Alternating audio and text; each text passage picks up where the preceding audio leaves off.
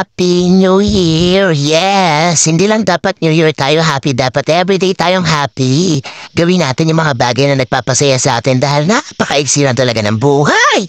At ang bilis talaga ng panahon, di ba? O, 2024 na. Magbago ka na, Day. Char! For today's video, samahan niyo naman ako ulit magluto. Yes, sayang naman yung sinasahod ko dito sa Reels kung hindi niyo ako sasamahan. Sayang ang $2. Pambayad din yun, char. Alam ko naman na lahat tayo ay sawa sa karne. Yes, kaya ano lutuin ko ay may sabaw. Sinigang na pink salmon dahil favorite nga namin to, Jiva. Sa isang linggo dalawang beses namin to inuulam, charis. Tawa-tawa lang ako pero totoo talaga yon. Yes, totoo talaga. Kasi naman walang naulam. Okay, naghiwa naman ako dyan ng sibuyas, luya at ginisa ko lang naman yan sa mainit na mantika. Alangan naman sa tubig. Kang bungol girl, eto na, tinuturoan ka na ng tamang pagluluto.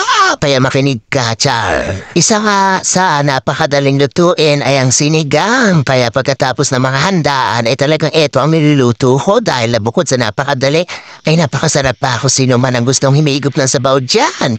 Kilos-kilos na, kamusta mga New Year nyo? Back to reality na tayo, my gosh! Sa mga balik trabaho dyan, ibang bansa man o dito sa Pilipinas, alagaan po natin ang ating mga sarili para din maalagaan natin ang ating mahal sa buhay.